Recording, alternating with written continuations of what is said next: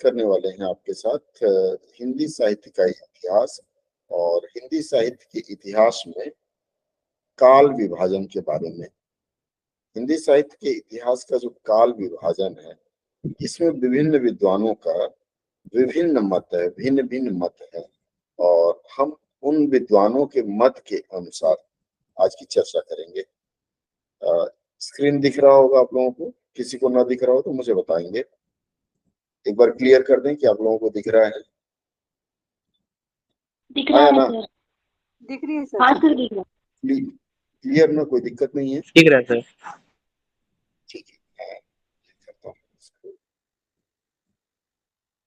देखिए, सबसे पहले हिंदी साहित्य का इतिहास आखिर है क्या, और यह आम इतिहासों से हटकर क्यों है, इसके बारे में प्रश्न रहता है। पूछा जाता है कि भाई ये आम इतिहासों से हटके क्यों है। ठीक है, अगर आम इतिहासों से हटके क्यों है, तो हर भाषा का अपना इतिहास होता है और हर भाषा की एक संस्कृति होती है।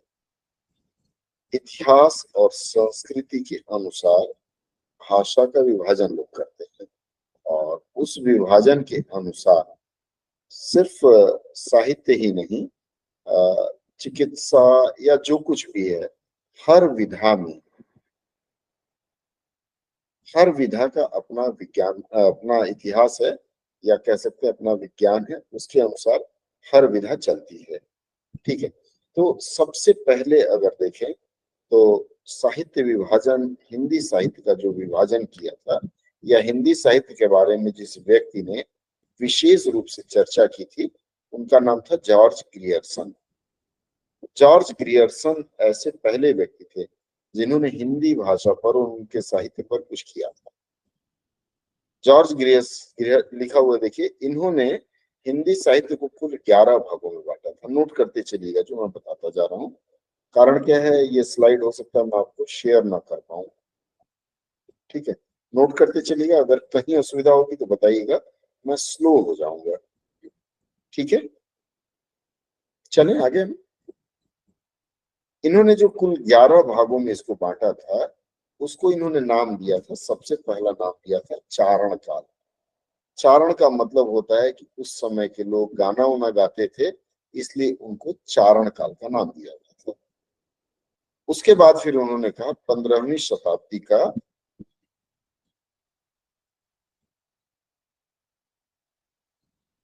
15वीं सदी का धार्मिक पुनर्जागरण काल, ये उन्होंने उसको दूसरा नाम दिया था, 15वीं सदी का पुनर्जागरण काल। इसके बाद फिर उन्होंने इसे जो तीसरा नाम दिया था, वह नाम था जायसी की प्रेम कविता। जायसी की प्रेम कविता इसे इसलिए नाम दिया गया क्योंकि इसमें मलिक मोहम्मद जायसी साहब के रचे हुए प्रेम से संबंधित पूरी कविताओं का वर्णन मिलता है। इसके बाद फिर उन्होंने नाम दिया ब्रज का कृष्ण संप्रदाय। फिर हम इसके समय के बारे में बाद में धीरे धीरे चर्चा करेंगे। ब्रज का जो कृष्ण संप्रदाय है, आपको पता ही है कि ब्रज भाषा में भगवान श्री कृष्ण के बारे में बातें होती थी, या फिर भगवान श्री कृष्ण की चीजें रहती थी। बीना जी, मैं क्लास में हूँ, आप बाद में बात करें प्लीज। उसके बाद फिर आया मुगल दरबार। मुगल दरबार में भी साहित्य सृजन हुआ।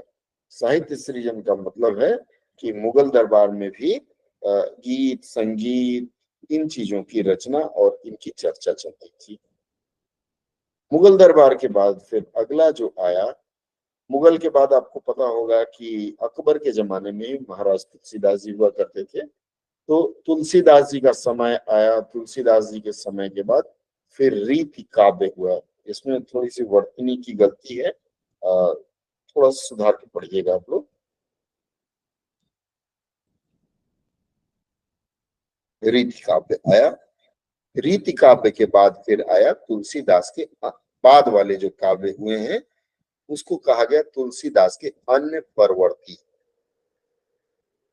फिर उसके बाद शुरू हो गया 18वीं शताब्दी, और 18वीं शताब्दी में कंपनी अर्थात British company, east India company, उसके शासन काल में हिंदुस्तान में जो साहित्य सृजन हुआ उसको, और उसके बाद फिर महारानी विक्टोरिया के शासनकाल में हिंदुस्तान, महारानी के विक्टोरिया काल में जो हिंदुस्तान था उसकी जो रचनाएं हुई उसको उन्होंने एक अलग नाम दिया।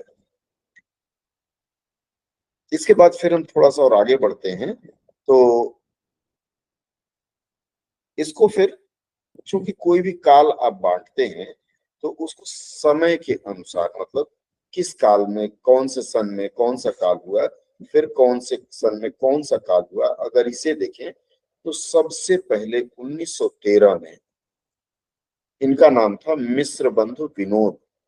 मिस्र बंधु विनोद जी ने इसके अलग अलग रूपों की व्याख्या की, और उन्होंने जैसा बताया कि सबसे पहले आरंभिक काल उन्होंने लिखा। आरंभिक काल शुरू हुआ 600 से 1000 तक। उसके बाद उत्तर आरंभिक, उत्तर आरंभिक का मतलब उत्तर मतलब बाद में, आरंभिक जो प्रारंभिक हुआ था उसके बाद वाला जो काल हुआ उसे इन्होंने 1344 से 1444 तक दिया, बीच के कुछ वर्ष इन्होंने नहीं दिया है। उसके बाद 1445 से 1560 तक को माध्यमिक काल इन्होंने बताया। इसके बाद फिर अगला इन्होंने प्रौढ़ माध्यमिक काल बताया जो 1561 से 1580 तक था। इन सब में से प्रश्न पूछा जा सकता है। उसके बाद फिर इन्होंने आगे बताया अलंकृत काल। अलंकृत काल बाद में हम देखेंगे कैसे कैसे बदला। 1681 से 1790 तक का जो काल था उसे अलंकृत काल के नाम से जाना गया। फिर से वही अलंकृत के बाद फिर आया उत्तरालंकृत काल, मतलब अलंकृत काल के बाद वाला जो काल है उसे नाम दिया गया उत्तरालंकृत उत्तरालंकृत काल, और यह था 1791 से 1889 1889 तक। फिर उसके बाद हिंदी साहित्य के इतिहास का काल परिवर्तन हुआ, मतलब उसमें कविताओं का या गद्य का इसका प्रारूप बदला, और इसके लिए फिर इसका नाम दिया गया परिवर्तन काल। ये 1890 से 1925 तक है। मतलब यह वह समय था जब ब्रिटिश राज भारत से वापस जाने की क्रमशः तैयारी करना शुरू कर रही थी, और उसके बाद उन्होंने 1926 के बाद का जो काल था या अब तक जो चला रहा है उनके अनुसार यह काल वर्तमान काल कहलाया। इसके बाद फिर दूसरे जो आचार्य हुए, आचार्य रामचंद्र शुक्ल जी ने 1929 में 1929 में आचार्य रामचंद्र शुक्ल जी द्वारा हिंदी साहित्य के इतिहास के काल का जो विभाजन किया गया उसे सर्वसम्मति से इतिहासकारों ने माना। बाकी जिन लोगों ने दिया वह आपको इसलिए जानना है क्योंकि इतिहास है तो जानना जरूरी है। और इन्होंने जो सबसे पहला काल दिया था ये 1050 से इन्होंने इस काल का नाम दिया। 1050 से 1375 तक इसे आदिकाल का नाम दिया गया। चूंकि आदिकाल था, लड़ाई झगड़ों का काल था, इसलिए इसमें चारण कवि होते थे। देखिएगा ग्रियर्सन साहब ने इसे चारण काल का भी नाम दिया है। तो इससे वीर गाथा काल भी कहा गया। जैसे आपने सुना होगा पृथ्वीराज चौहान जी थे, उनके जो दरबारी कवि थे, कहा जाता है कि पृथ्वीराज चौहान को बंदी बना लिया गया था, उनकी आंख फोड़ दी गई थी, और सुल्तान जो था वो सामने था। शब्द वेदी बाण चलाना जानते थे पृथ्वीराज चौहान, और उनके जो मित्र थे चंद्र बरदाई, उनको बुलाया गया था साथ में। तो इन्होंने इशारे से कहा 4 गज 24 अंगुल अष्ट प्रमाण एते पे सुल्तान है मत चूको चौहान। 4 बांस 24 गज, 24 गज, मतलब उस समय मापतौल की जो इकाई चलती थी बांस के रूप में माना जाता था। जैसे आजकल गज है, मीटर है, उसी तरह से। तो उन्होंने कहा 4 बांस और उसके बाद 24 गज, अंगुल अष्ट प्रमाण मतलब 8 उंगली और दूरी, इतनी दूरी पर सुल्तान बैठा हुआ है। तो हे चौहान मारो शब्द वेदी बाण। तो सुल्तान ने भी कहा कि हाँ पृथ्वीराज मारो, और जैसे ही पृथ्वीराज ने हाँ कहा, सुल्तान ने हाँ कहा, पृथ्वीराज ने तीर चलाया और सुल्तान खत्म हो गई।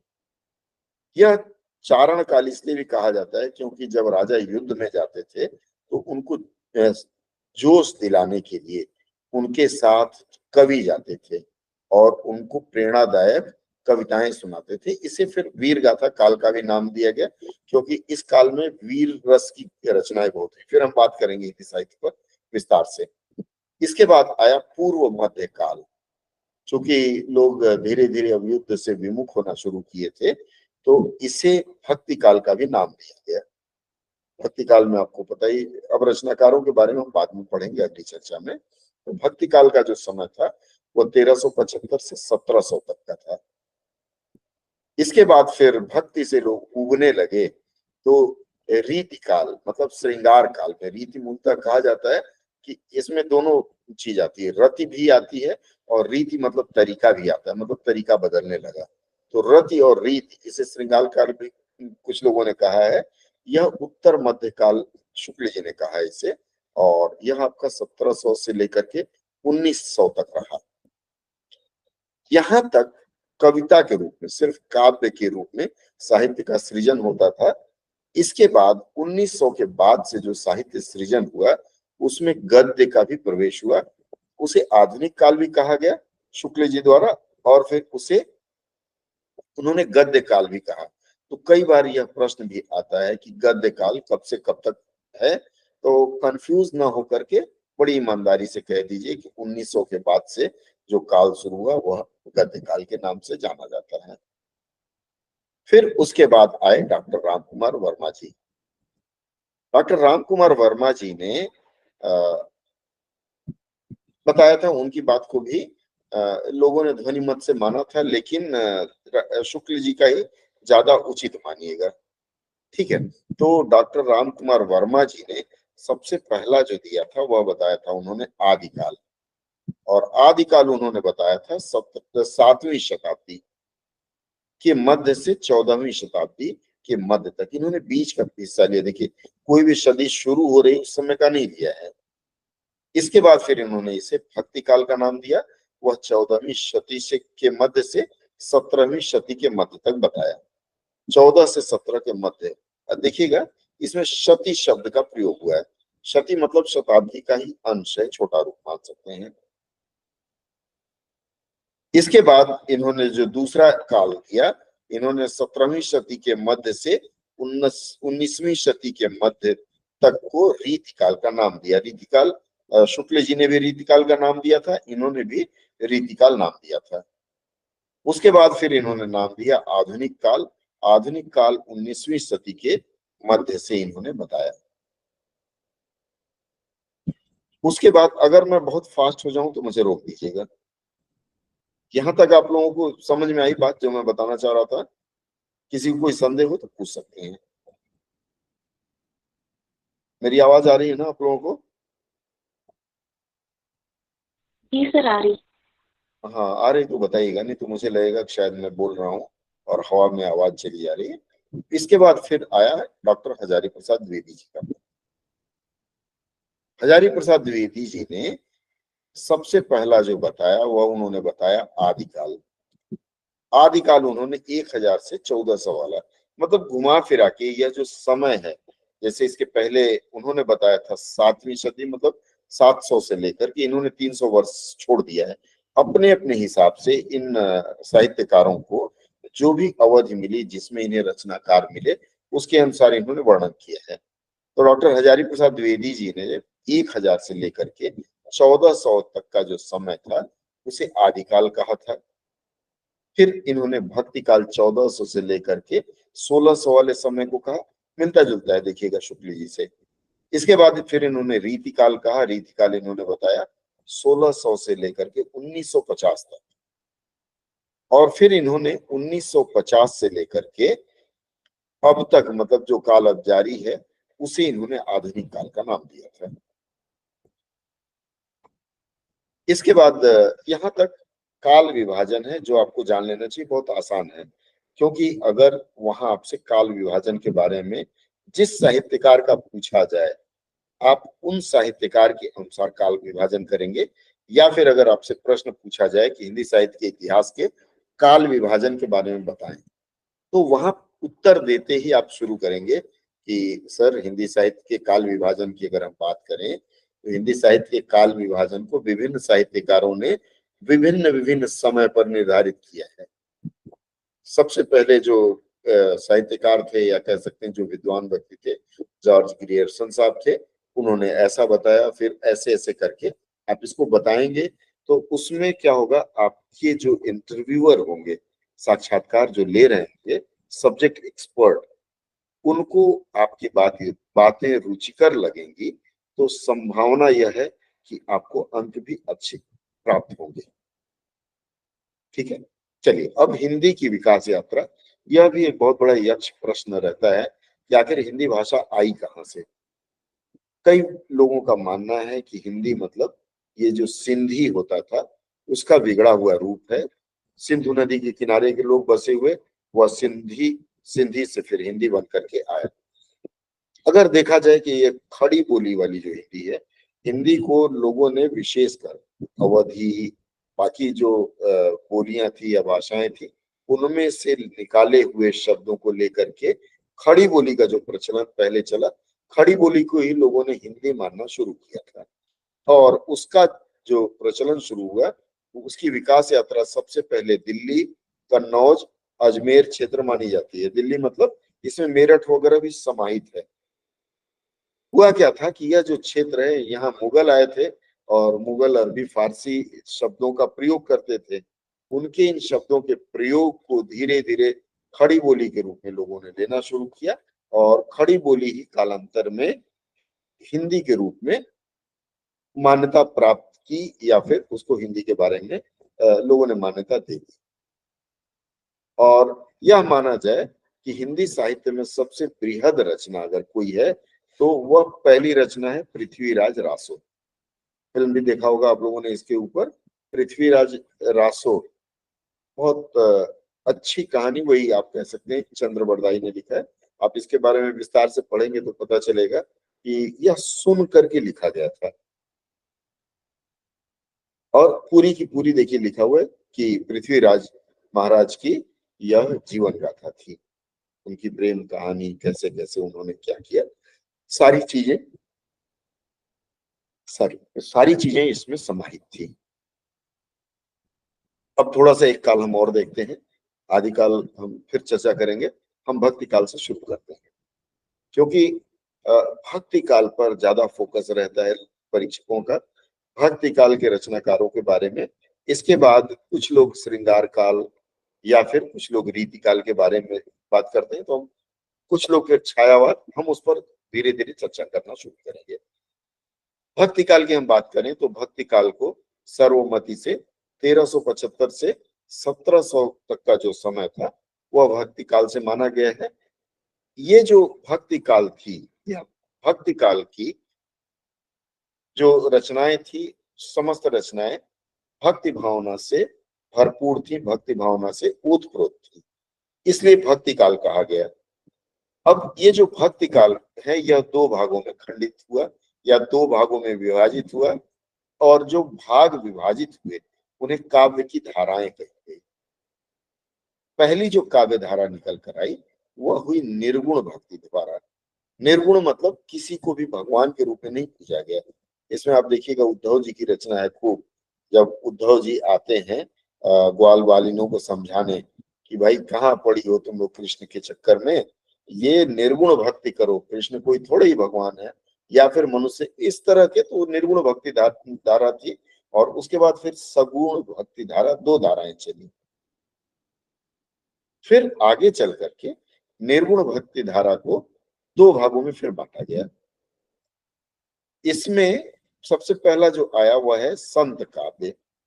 मतलब निर्गुण कई संत थे, जिसमें कुछ लोगों का मानना है कि कबीरदास भी निर्गुण में ही आते हैं, क्योंकि उन्होंने किसी भी भगवान की बात नहीं की और उन्होंने कई पंथों के पूजा पाठ के तरीकों को भी उन्होंने उस पर कटाक्ष किया है। ठीक है, तो ये संत काव्य, इसे ज्ञानाश्रयी शाखा के रूप में भी जाना जाता है। और इसके बाद इसके जो प्रमुख कवि रहे इस समय के, उनमें कबीरदास जी हैं। कबीरदास जी के बाद फिर नानक देव हैं, फिर दादू दयाल आए, रैदास आए मलूक दास आए, दास मलूका कह गए सबके राजा राम।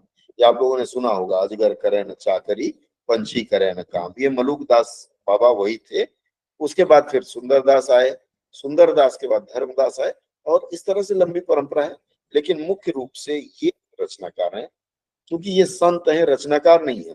ये अपना मस्त होके गाते थे, और इनके जो भक्त लोग थे, इनके भक्त लोग इनकी रचनाओं को लिपिबद्ध करते थे, और लिपिबद्ध करके फिर उनकी रचनाएं प्रकाशित हुई, बहुत बाद में हुई। इसके बाद फिर हम आगे आते हैं। अगली जो धारा बनी, उस धारा को सूफी काव्य कहा गया, मतलब निर्गुण भक्ति धारा। वहां सगुण में आए थे, निर्गुण, क्षमा करें, निर्गुण भक्ति धारा का ही वहां मैंने बताया था। निर्गुण भक्ति धारा का जो दूसरा हिस्सा बना हुआ सूफी काव्य बना। सूफी काव्य जो बना, सूफी लोग थोड़ा बहुत मस्जिदों से प्रभावित थे, या यह कह सकते हैं कि मस्जिदों में जो गीत कव्वालियां या उनके लिए जो रचनाएं हुई, वह सूफी काव्य धारा में निकल गई। सॉरी, सूफी काव्य धारा को प्रेमाश्रयी शाखा भी कहा गया। और इसमें सूफियाना आप लोगों ने सुना होगा, आजकल तो लोगों ने बदल दिया है इसका। इसमें जायसी साहब का नाम आता है, कुतुबन जी का नाम आता है, मंझन थे, शेख नवी थे, कासिम शाह थे, नूर मोहम्मद। देखिए, समस्त लोग यहाँ इस्लाम के फॉलोअर हैं, इस्लाम मानने वाले हैं, मुस्लिम हैं, क्योंकि ये मस्जिदों में गाई जाती थी सूफी, या फिर उनकी धाराओं में गाई जाती थी। तो ये सूफियाना में ये जो नाम मैं आपको बता रहा हूँ, ये प्रमुख कवियों के नाम है, प्रमुख रचनाकारों के नाम है। तो इनको फिर हम लोग बीच में पढ़ेंगे, इनकी दो एक रचनाएं, और उस पर हम लोग मंथन कर लेंगे। क्योंकि देखिए, आप लोग ऐसे परीक्षा के लिए जा रहे हैं जिसे कमजोर मत समझिएगा। जो अविवाहित बच्चे हैं, जिस दिन यूपीएससी क्वालिफाई करेंगे, उस दिन अपना स्टेटस लगाएंगे कि मैं यूपीएससी क्वालिफाई कर गया, दहेज का रेट धड़ से बढ़ा देंगे सब अपने आप। ठीक है, तो आप यह मान करके चलिए कि यूपीएससी का मतलब इतना आसान नहीं रहेगा, और आप लोगों को पढ़ाई उसी अनुसार करना होगा। मैं छोटा सा एक, जस्ट मोनोटोनस ना हो जाए, तो हमारी शादी के समय एक कविता चलती थी, वहां कहा जाता था इंटर लिंटर। इंटर मतलब 12वीं पास, और घर अगर लिंटर का है तो इंटर लिंटर 10,000, मतलब उसका दहेज 10,000 होता था उस जमाने में। मैं 89 की बात कर रहा हूँ, 91 की। और फिर बीए बीएससी 20,000। तो बीएससी की बात बहुत कम लोग पढ़ते ही थे, इंटर लिंटर 10,000।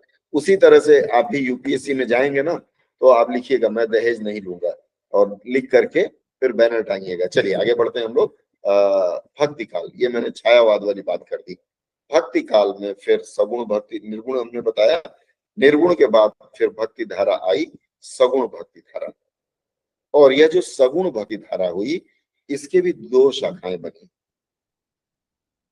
अब सगुण भक्ति धारा में राम और कृष्ण आ गए। किसी ने राम की पूजा की और किसी ने कृष्ण की। आपको पता है कि राम की पूजा करने वाले तुलसीदास जी थे, और कृष्ण की पूजा करने वाले में रसखान वगैरह आए थे। ठीक है, तो रामाश्रयी शाखा के जो प्रमुख कवि थे, मतलब जो राम के हुए वो रामाश्रयी हो गए, जो कृष्ण के आश्रय में गए वो कृष्णाश्रयी हो गए।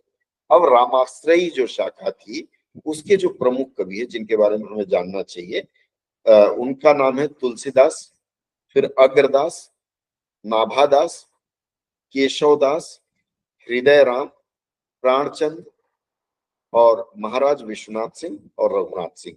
रघुनाथ सिंह और महाराज विश्वनाथ सिंह, प्राणचंद, इन तीन लोगों के बारे में मैंने भी नहीं पढ़ा था। अब पहली बार मैं इनको देख रहा हूँ, तो जो पहली बार दिखे उसके बारे में थोड़ा सा ज्यादा उत्सुकता दर्शानी चाहिए। फिर कृष्ण भक्ति वाले जो है कृष्णाश्रयी शाखा कहा गया, और इसके प्रमुख कवि हैं बाबा सूरदास, नंददास, कुंभन दास, शीत स्वामी, गोविंद स्वामी, चतुर्भुज दास, कृष्णदास, मीरा, रसखान और बाबा रहीम। ठीक है, इन्होंने कृष्ण भक्ति पर खूब रचा है। और मुझे याद है, पता नहीं आप लोगों ने पढ़ा है कि नहीं पढ़ा है, मैंने रसखान के सवैये खूब पढ़े हैं जब मैं 9वीं में था। फिर बाबा रहीम का हमने पढ़ा है, कुछ सूरदास का पढ़ा है, तो बाकी जो नहीं पढ़ा है उसको हम लोग पढ़ लेंगे। इसके बाद आते हैं अगला जो हमें पढ़ने लायक है, वह है कि इसमें 4 प्रमुख कवि थे। उन कवियों के नाम पर फिर अलग से एक धारा निकली। वहां तो कृष्ण भक्ति राम भक्ति निकली ही। ये जो कबीर दास जी थे 1398 से 1518 तक, या मलिक मोहम्मद जैसी साहब थे 1477 से 1542 तक, या फिर बाबा सूरदास थे 1478 से 1583, या फिर बाबा तुलसीदास थे। इन लोगों की फिर काव्य धारा अलग अलग मान्यता प्राप्त की। कबीरदास जी के उनकी काव्य धारा कैसी थी, जायसी बाबा के कैसी थी, सूरदास के कैसे थे, तुलसी बाबा के कैसे थे, इनकी काव्य धाराओं के बारे में भी फिर प्रश्न आता है। तो हम फिर बाद में इन लोगों की काव्य धारा के बारे में भी एक सेशन करेंगे। उसके बाद फिर आता है रीतिकाल। रीतिकाल की अगर हम बात करें तो रीति का मतलब मैंने बताया रति, या फिर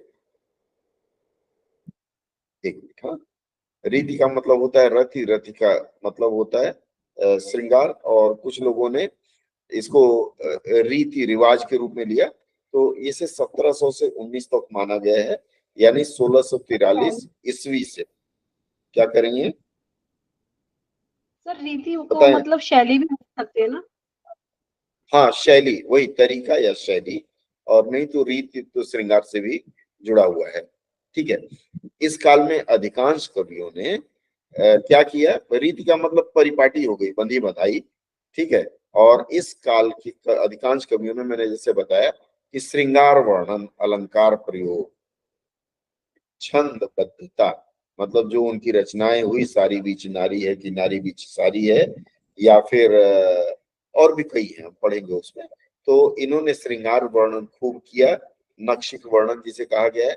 अब जब श्रृंगार वर्णन होगा तो उसमें अलंकार का खूब प्रयोग होगा और छंदबद्धता भी रहेगी, अन्यथा इस तरह की कविता आप कर नहीं पाएंगे। तो इससे बंधे ही रह गए। और इसमें आपको घनानंद का नाम आता है, बोधा जी आते हैं, ठाकुर जी आते हैं, गोविंद सिंह जैसे लोग आते हैं। इन लोगों ने जो रचना की, जैसे घनानंद का जो है अलग ही ढंग का आपको मिलेगा। तो इन्होंने रीति मुक्त कविता की, मतलब इनकी कविताएं रीति से हटकर हैं। आप इनकी कविताएं पढ़े होंगे या पढ़ेंगे तो आपको आनंद आएगा, और आप देखेंगे कि नहीं, ये रीति से काफी हटकर है। तो इनको नोट रखिएगा आप लोग कि ये रीति काल के भले ही थे, लेकिन इन्होंने रीति मुक्त कविताएं की थी। ठीक है। इसके बाद इस काल को और भी नाम दिया गया, रीतिबद्ध किसी ने कहा, किसी ने रीति सिद्ध कहा, और किसी ने रीति मुक्त कहा। मतलब इसे 3 भागों में लोगों ने बांटा है। पहला रीति सिद्ध, एक मिनट, हाँ, हेलो,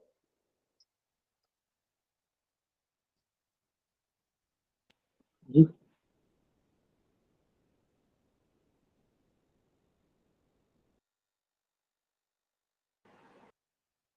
ठीक है। आगे हम बढ़ते हैं। तो इनके 3 भाग बनाए गए, उसमें एक एक भाग को अलग अलग नाम दिया। रीतिबद्ध मतलब जो रीति के साथ बांध के चले, रीति सिद्ध मतलब उनको तो उसी की महारत मान लिया गया, और रीति मुक्त जिन्होंने रीति मुक्त मतलब रीति से नहीं चले। और इस काल के जो प्रमुख रचनाकार हैं जिन्हें आपको थोड़ा बहुत टच करके निकलना है, ये लोग हैं केशवदास 1546 से 1618 तक। और फिर इसके बाद बिहारी बाबा हैं। बिहारी बाबा की भी रचनाएं बड़ी अजीब होती थी, और मैंने कभी सुना था कि अगर आपके यहाँ कोई बहुत बड़ा विद्वान आ जाए और अपनी विद्वानी का बहुत बखान करने लगे, तो उसे बिहारी बाबा की कविता सुना दीजिए और कहिए कि इसकी व्याख्या कर दें। तो आधे ज्यादा लोग भाग जाते थे, बड़े जटिल कवि माने जाते थे। उसके बाद भूषण आए, भूषण के बाद फिर मतीराम जी आए, घनानंद जी आए, और सेनापति जी आए। तो इन लोगों की रचनाएं थोड़ी थोड़ी हमें टच करनी रहेगी, क्योंकि इनकी रचनाएं अगर टच कर लेंगे तो ये लीक से हट करके होंगे और आपके लिए बहुत अच्छा अंक दिला सकते हैं। इसके बाद फिर हम थोड़ा सा और आगे बढ़े। अगर आपको लगे कुछ बीच में तो आप मुझे टोक सकते हैं। इसके बाद का जो काल है आधुनिक काल 1950 से और अभी तक चला आ रहा है।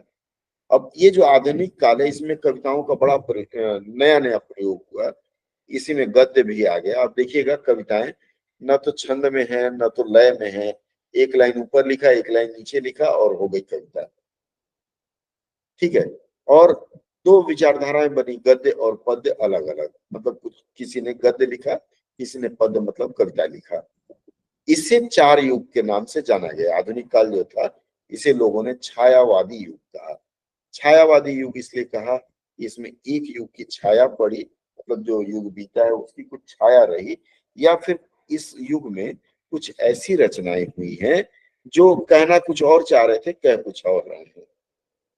जैसे उन्हें एक मैंने सुना था, याद नहीं आ रहा है, कि कागा तुम क्या देख रहे हो, कागा तुम क्या देख रहे हो, नजर हमारी तुम पर ही है। ये जिन्होंने सुनाया था किसी और को कह रहे थे, लेकिन कोई और समझा के अरे शायद ये मुझे कह रहे हैं। वो राजा और चोर की कुछ इस तरह की घटनाएं थी। तो ये छाया थी, और भी चीजें हैं, हम इस पर चर्चा करेंगे धीरे धीरे। इसके बाद आया प्रगतिवादी युग।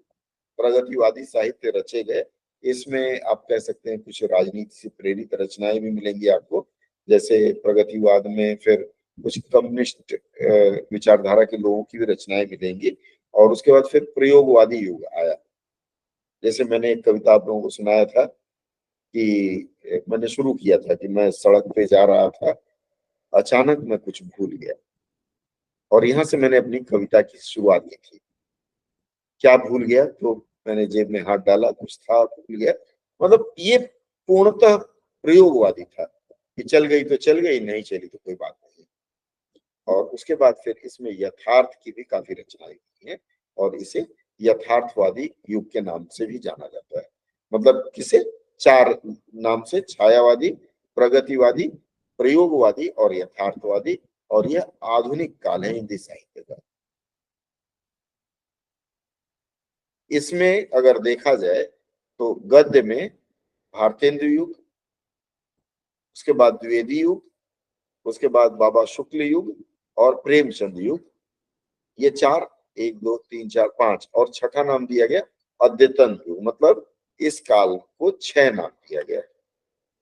ठीक है, ये 6 नाम है, आप लोग स्क्रीनशॉट ले सकते हैं या फिर नोट कर सकते हैं। मैं थोड़ा समय देता हूँ आपको, इसको नोट कर, नोट कर लें तो मुझे बता दें कि आपने नोट कर दिया है।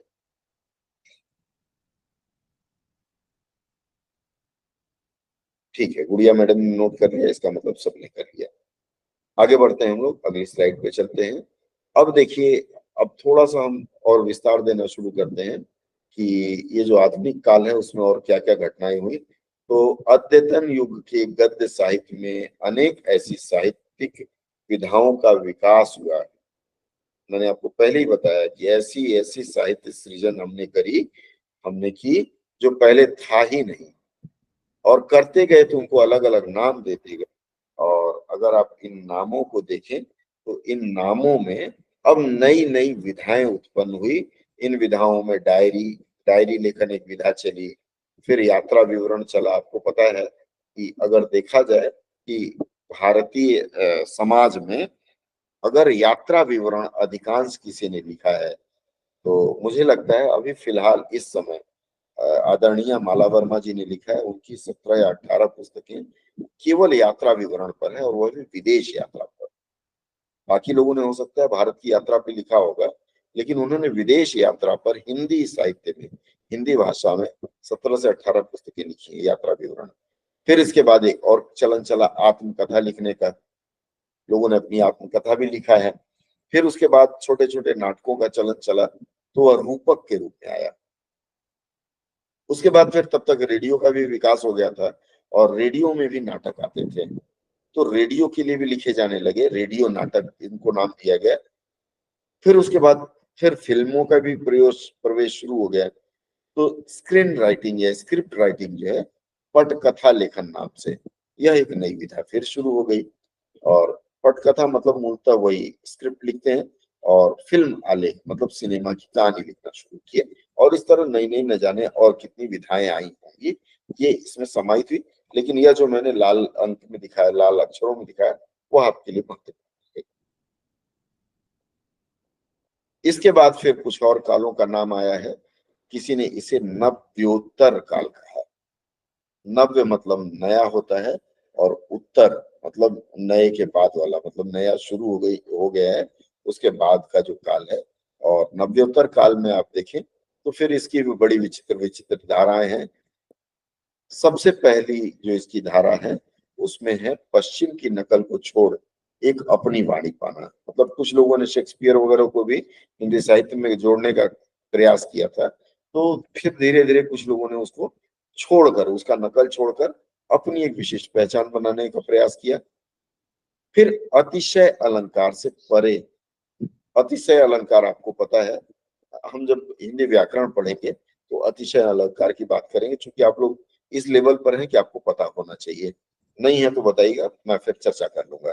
तो अतिशय अलंकार से हट करके सरलता की ओर लोग बढ़े, और फिर जीवन समाज के प्रश्न पर असंदिग्ध विमर्श चलने लगा। मतलब जीवन क्या है, समाज क्या है, ये मूलतः अगर आप देखेंगे तो एक कॉमरेड वाले काल काल रहे हैं। मतलब इसमें आपको रूसी विचारधारा अधिक रही है। ठीक है। उसके बाद फिर एक और विधा का प्रवेश हुआ। इस विधा का नाम रखा गया डिजिटल लेखन। ये नई विधा है, नव्योत्तर काल पूछा जा सकता है। डिजिटल लेखन अगर देखा जाए तो कुछ नहीं है जो ऑनलाइन आप लोग लिखते हैं ना, जिसमें ब्लॉग लेखन हो गया है। आजकल तो डिजिटल लेखन का और स्वरूप बढ़ गया है, और ये भ्लाग हो गया, VLOG। क्योंकि उच्चारण में ऐसा कर रहा हूँ जानबूझ करके कि आपको पता चल पाए कि ये क्या चीजें हैं। यह वाला अंश मैं आप लोगों को दे दूंगा। अब इस आधुनिक काल में एक और पूछा जाता है, जो पुरस्कारों के बारे में पूछा जाता है। क्योंकि हर व्यक्ति की चाहत होती है कुछ न कुछ पुरस्कार मिले, और मान्यता प्राप्त संस्थान अगर किसी साहित्यकार को पुरस्कार देती तो अपने आप में बड़ी बात है। इसका स्क्रिप्ट मैं आपको भेज दूंगा।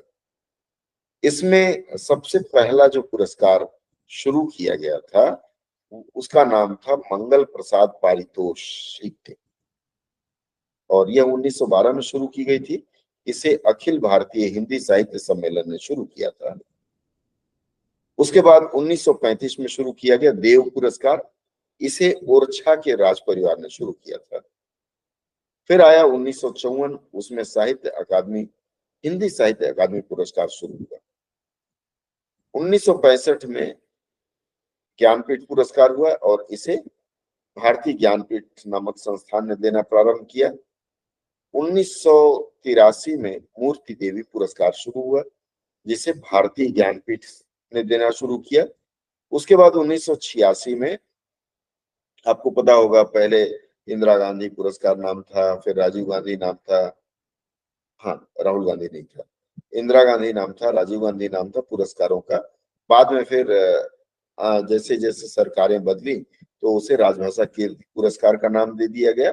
और राजभाषा कीर्ति पुरस्कार देती है राजभाषा विभाग, गृह मंत्रालय, भारत सरकार। और यह जानना आपके लिए महत्वपूर्ण रहेगा कि राजभाषा कीर्ति पुरस्कार में क्या है, कैसे है। हम इस पर विस्तार से एक दिन चर्चा करेंगे। उसके बाद फिर अगला पुरस्कार दिया गया भारत भारती सम्मान। इसे दिया है उत्तर प्रदेश हिंदी संस्थान ने। यह कुछ मान्यता प्राप्त संस्थाएं हैं जिनकी मैं बात कर रहा हूँ। ऐसे तो आजकल बहुत सारी ऐसी संस्थाएं हैं कि पैसा लेकर पुरस्कार देती हैं। आप उनको 5,000 रुपया दीजिए तो आपको कोई पुरस्कार दे देंगे, या आपसे कहेंगे कि आपको इस पुरस्कार के लिए चुना गया है, आप इतना रुपया दीजिए, आने जाने का तमाम खर्चे। तो इस तरह की बात चलती है। पहले के जो साहित्यकार होते थे इन चक्करों में पड़ते ही नहीं थे, उनको जबरदस्ती खोज के दिया जाता था, साहब आपको हम फलाना पुरस्कार देना है, ये दे दीजिए, और उसमें पैसा भी दिया जाता था। इसके बाद 1986 में आया शलाका सम्मान। इसे हिंदी अकादमी दिल्ली ने देना शुरू किया।